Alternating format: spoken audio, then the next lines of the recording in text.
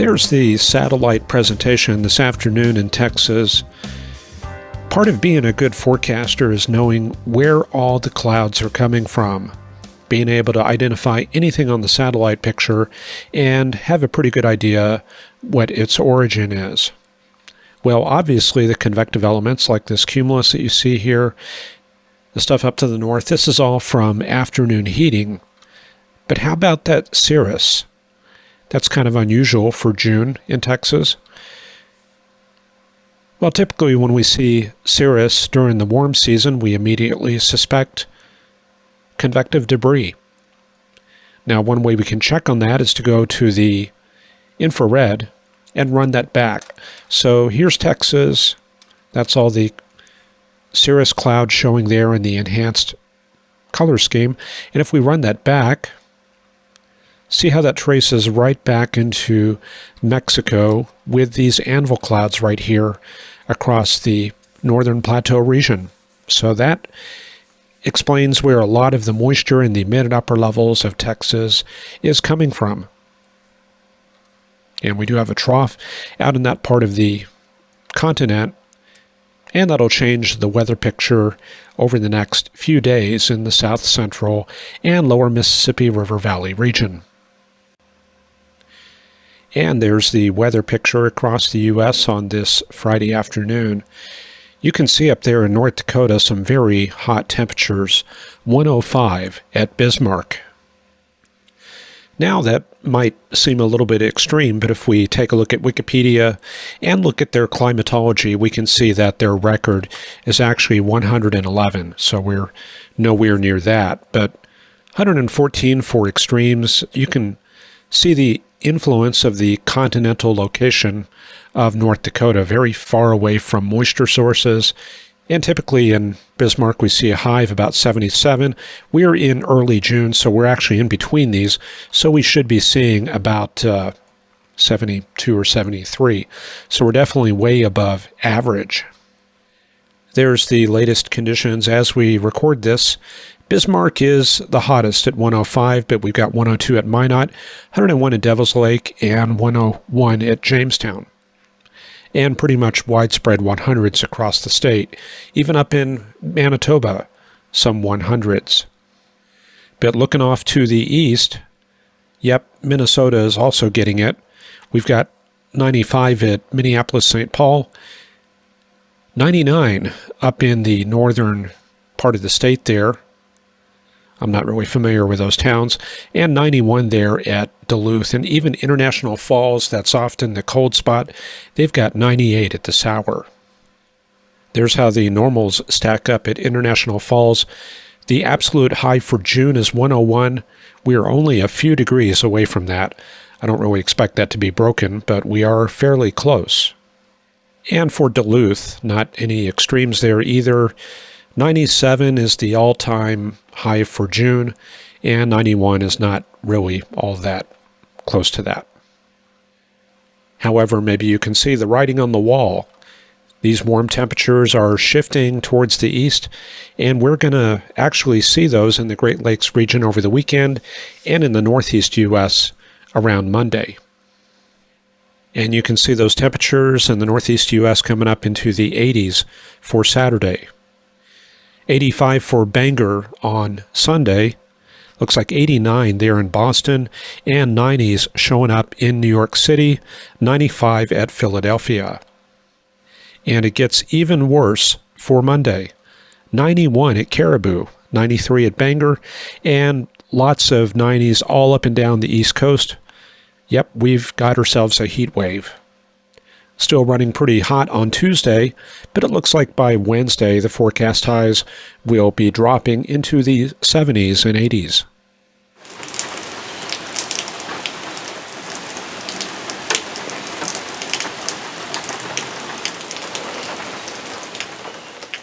During that last segment, I was hearing the rain coming down, so figured I might let you take a peek at it. That's some of that tropical cumulonimbus there dropping some rain, but no thunderstorms in our area. There's the satellite loop for the southwestern U.S. Looks a little bit like a monsoon type pattern. Definitely some activity going on in the higher elevations.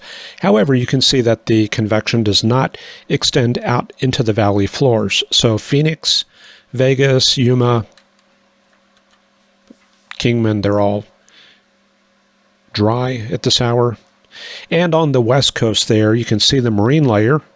Some interesting circulations out there off the coast of LA, off of San Diego, and lots of clouds over that cold current. However, none of it coming inland at this time, just a little bit of a hint around Santa Monica of some cumulus, but that rapidly dissipated as the morning progressed. And there's what the temperatures look like at this hour. 104 at Phoenix, 103 at Yuma, 107 at Blythe, and 105 at Vegas.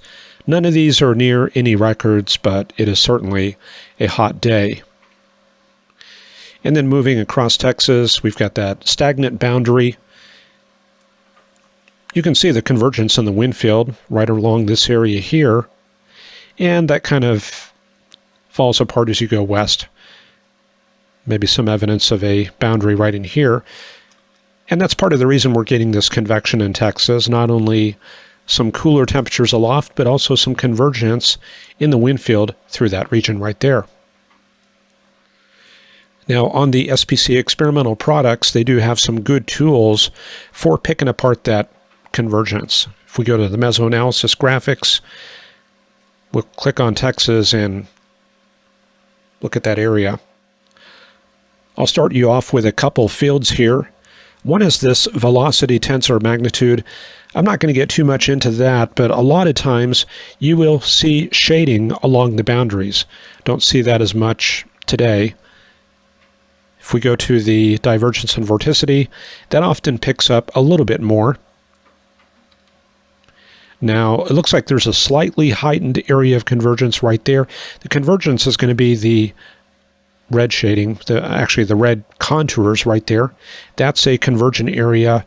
This is a convergent area, and that's a convergent area. It's all kind of linked up, but as you can see, the values are not very high in this region, and that's because the wind flow is so weak. So the convergence is weak, even though there's some good directional convergence showing up. So not only directional convergence is important, also speed convergence, and that's the thing we're missing in this area here. Now, there's also some different shading. See this green and yellow, it kind of looks like Easter egg colors out in West Texas. That's actually vorticity. We're not talking about upper level dynamical vorticity, that kind of thing. This is mostly just a reflection of turning or curvature in the wind flow in the lower levels. Actually, this would be the surface. So this doesn't really tell us much except for that there may be some low pressure areas in here, a tendency for the air to spiral in. And what we see there, that's probably a reflection of the strong heating in the Trans-Pecos region. Another area of cyclonic turning right there in southeastern Colorado, that likewise is likely associated with a heat low.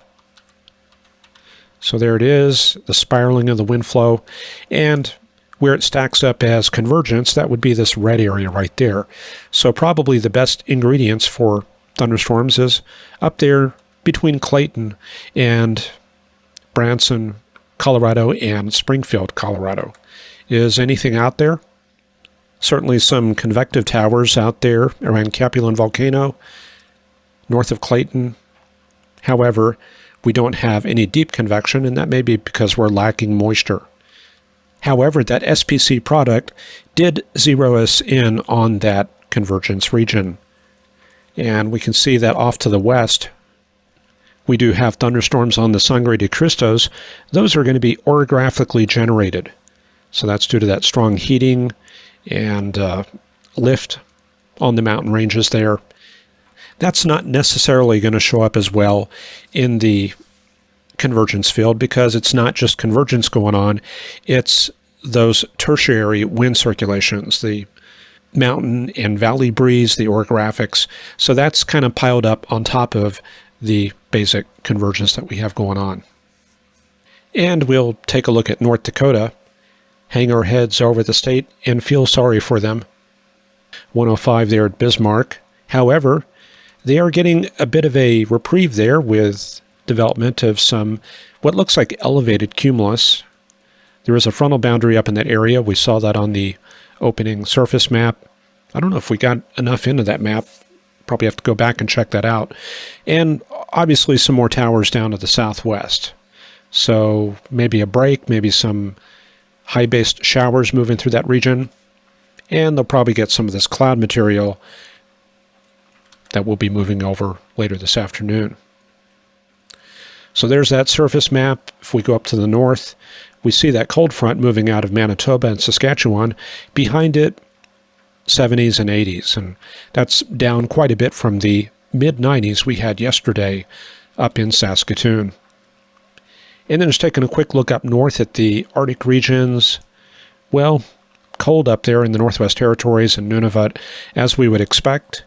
And Alaska, their temperatures up there in the corner, 50s and 60s, that looks very typical for this time of year, maybe just a tiny bit on the cold side.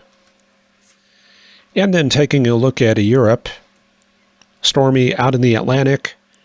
Not too much going on in the interior regions. Looks cool. You can see that easterly flow coming from the Baltics, 60s and a few 70s. However, a succession of Atlantic fronts and disturbances coming inland. If we take a look at the precipitable water, we can see 1 to 1.5 inch precipitable water amounts across France and Germany. So they do have the moisture in place for convection. We can bring up a sounding across, I think that was western France or eastern France. Looks a little bit like a cold tropical skew-t. Not a whole lot of shear. Drop one more skew-t. Looks like maybe in the central part of France. And yeah, just not much capping. Some decent low-level moisture, but it's tapering off with height. And it kind of resembles some of the systems we get over the eastern U.S. during the summer. Then looking ahead over the weekend, looks like some of that moisture works up around that anticyclone into northern Germany. So maybe a chance of showers up there for Saturday and maybe even Sunday. And then just going forward into next week. Kind of a disorganized pattern, but looks like one good strong front coming up towards Ireland around the middle of the week. So maybe getting into kind of a blustery pattern there in the British Isles for midweek. All right, let's take a look at our short-term forecast here in the U.S. That trough slowly opening up and moving northeast. We discussed that yesterday. That's going to be a long process of that trough wandering up into the Midwest. So the initial impacts will be in Texas, especially along the Gulf Coast. Underneath that, we see the Bermuda High starting to get established. This is all one big ridge. Some of this is reinforced outflow air, bringing up the pressures in Tennessee and Alabama, but it looks like it's connecting into that Bermuda High out towards the east. And so I think that'll give us kind of a typical seasonal type pattern going into the second week of June. Lots of shower activity over the weekend in much of eastern Texas and Louisiana, Mississippi. And you'll notice that kind of shifts up into the lower Mississippi River region for Sunday. Looks very showery from Georgia, Alabama, up into Missouri. And we bring that into Monday, and with the convective heating on Monday, just kind of a big mess from Nashville to Little Rock, all the way back to northeast Texas and over into the Carolinas. Looks like even a bit of a disturbance there in the Washington, D.C. area. For Tuesday, things keep moving towards the northeast. Maximum heating brings us into a scenario like that, so very diffuse, widespread, precipitable water pattern there. Everybody will have a pretty good shot of rain around the eastern part of the U.S. And then it looks like the convection gets a little bit more forced maybe towards midweek in Oklahoma. And we have this front coming together in Manitoba and Saskatchewan. So maybe a couple of MCSs up in that region. You can see that we're still hanging on to this Hudson Bay vortex pattern, kind of a high driving itself into the Great Lakes and into the northern plains. And then we have things getting really active in the northern Rockies for 1 week from now. And that should be a pretty powerful system as it organizes there Saturday into Sunday. And look at that right there. Looks like maybe some severe weather for Winnipeg, Manitoba, Fargo, with that front moving up into central Canada. As far as Texas and the southern plains, looks pretty dry. We do have that tropical moisture flowing northward feeding this stuff, but it looks like maybe we're covered by a little bit of ridging there. A little bit of snow showing up there in Banff National Park for the 13th. Then getting up to the very end, no real surprises, but that cold high starts sinking towards the southeast there, and you can see some cool air coming into Georgia, Alabama, and Mississippi. That might give us a little bit of a backdoor front into the Gulf Coast region. And you can see that we've lost that very tight pressure gradient coming off the Gulf in Texas, and that means probably a little bit of a drying trend for this part of the country. And not much to talk about at the very end. This is interesting. That looks a little bit like a tropical storm. Where'd that come from? Yeah, I'm not sure if that's a tropical... Yeah, maybe it's one that broke off that frontal boundary, but that could also be an artifact from the model run there. Anyway, we got plenty of time to worry about that. Anyway, that's all we have for this edition of Forecast Lab. And a couple of lucky winners for our monthly loot that we'll be giving away. Zachary Bennett, you're the lucky winner of Instability, Skew-t, and Hodograph Handbook there. That's it on the Weather Graphics website.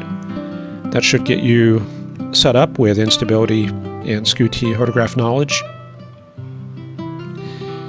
And Michael O'Neill and Amanda Wood will get the Forecast Simulator. So to claim your loot, send an email to servicedesk@weathergraphics.com and we'll get you set up. And we'll do this again around July 1st. So if you didn't get anything, just be a supporter and you'll have another shot. Anyway, hope you all have a great weekend. Take care, and we will see you on Monday for the supporters and Tuesday for everybody else. Bye-bye.